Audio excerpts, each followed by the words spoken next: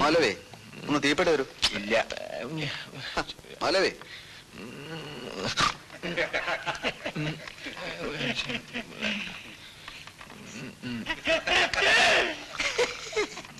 Wonderful. ഭയങ്കര ആവേശം.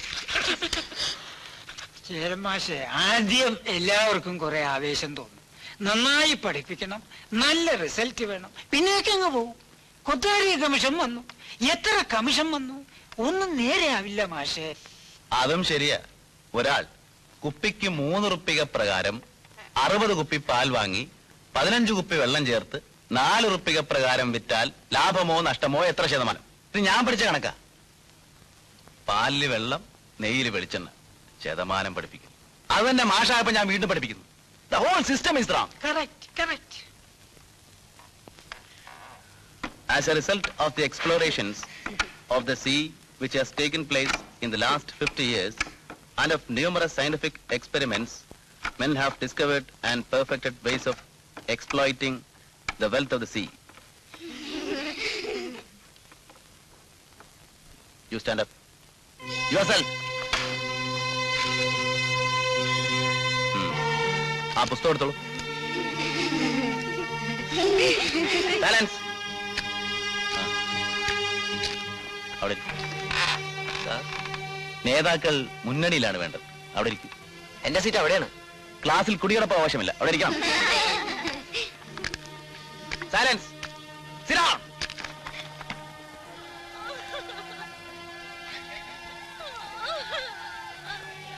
നിശബ്ദരായിരിക്കണം. That applies to you also.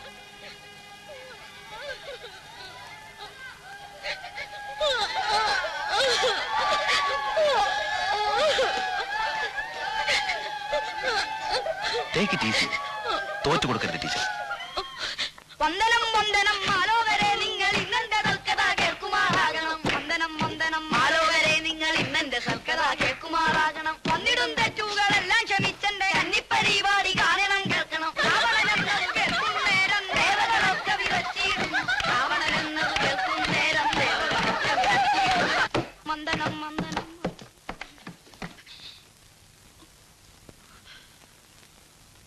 ധൈര്യമായിരിക്കണം teacher.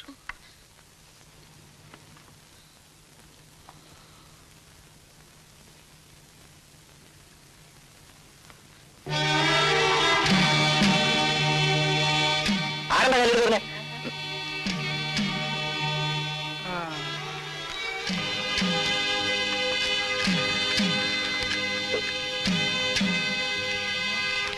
Teacher, 1 second. എല്ലാവരും ഉണ്ടല്ലോ. എങ്ങട്ടാ? ഫുട്ബോളർ ആണല്ലേ? പ്രാക്ടീസ് ഇല്ലേ?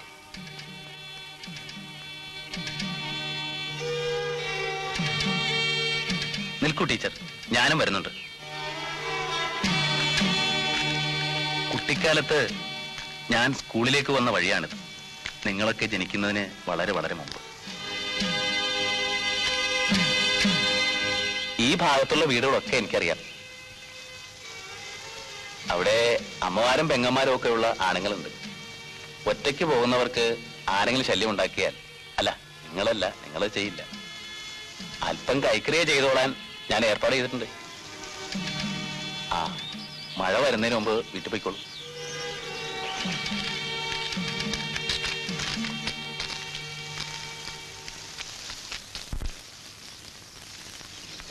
ടീച്ചർ നടന്നോളൂ.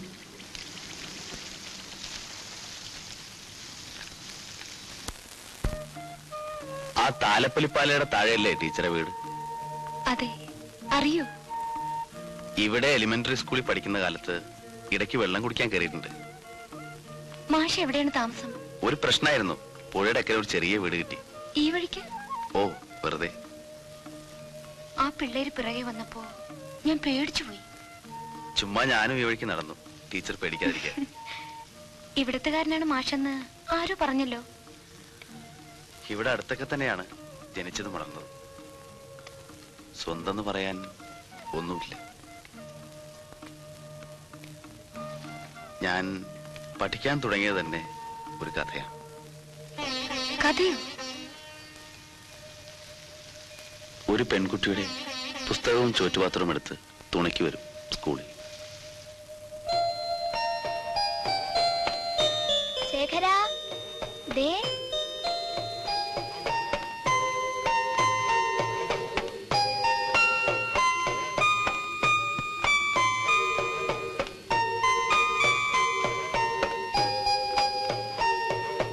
ശേഖര, വീഴണ്ട കേട്ടോ.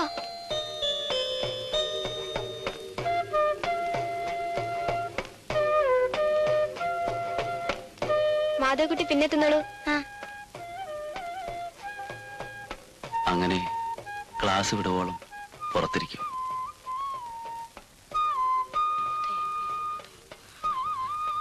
എന്താടാ നിന്റെ പേര്? ശേഖരണ്ണ. ഈ പ്രായത്തിൽ 2 അക്ഷരം പഠിച്ചുവിട. സ്ലേറ്റും പുസ്തകം ഇല്ല. കയറിയിരുന്നോളൂ. സ്ലേറ്റും പുസ്തകവും വാങ്ങിച്ചു തന്നാ പഠിക്കുവോ? വൃത്തിയായി തിരുമ്മി കുളിച്ചു വരണം. പഠിച്ചു വലിയ ആളായപ്പോൾ ആ കുട്ടിക്ക് സന്തോഷമായിട്ടുണ്ടാവൂല്ലേ? അവൾ 5ൽ നിർത്തി. അവരെവിടെയാണ്? ഇപ്പോഴില്ല.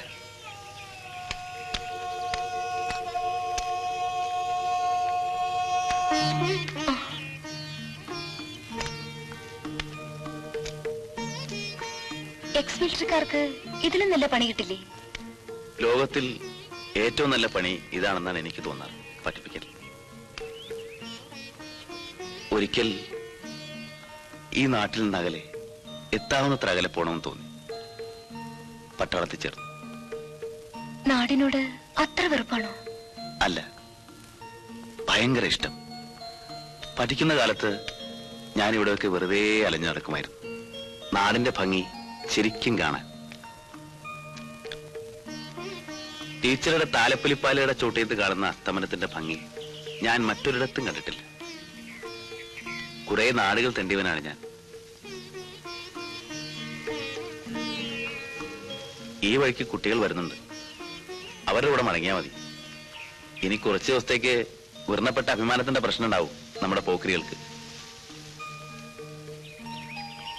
വഴി അവസാനിച്ചത് അറിഞ്ഞില്ല.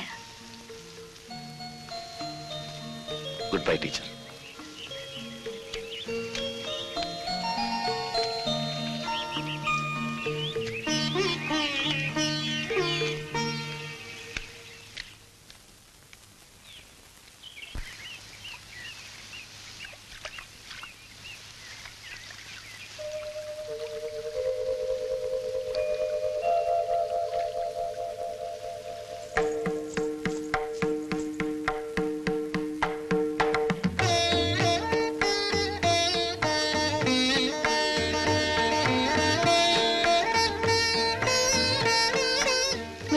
എത്ര നേരമോ കഥകളിക്കാരെ പോലെ കൈയും കലാശവും കാട്ടിന്.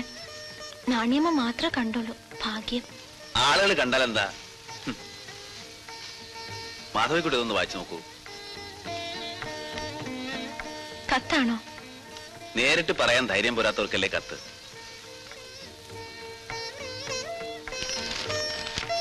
വല്ല മാസികക്കാർക്കും അയച്ചാലോ എന്ന് വിചാരിച്ചു. ആദ്യത്തെ വിധിയെഴുത്ത് മാധവിക്കുട്ടി വായിച്ചിട്ടാവട്ടെ എന്ന് തോന്നി. ഞാനോ?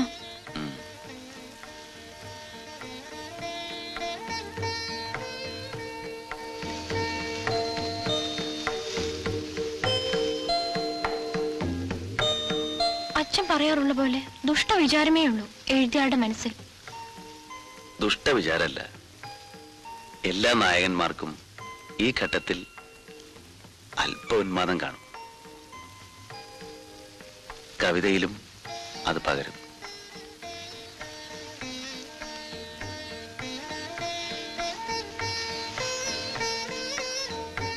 എസ്റ്റേറ്റുകാർക്ക് അയച്ച ഹർജി എന്തായി? ഒന്നിനും മറുപടിയില്ല. മടുത്തു. വണ്ടി കയറി വല്ല അന്യനാട്ടിലും പോയാലോ എന്ന് ആലോചിക്കാം. അത്ര മടുത്തു പോയോ? നാടും ആളുകളും.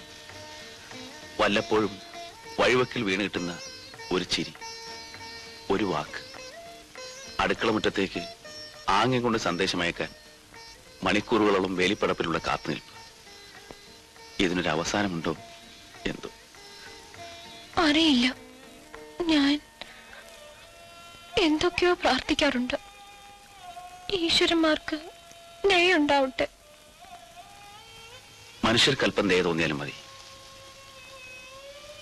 ഒരു ജോലി, ഒരു ചെറിയ കുടുംബം പുലർത്താനുള്ള വരുമാനം, പിന്നെ എനിക്കറിയാൻ വേണ്ടതൊക്കെ.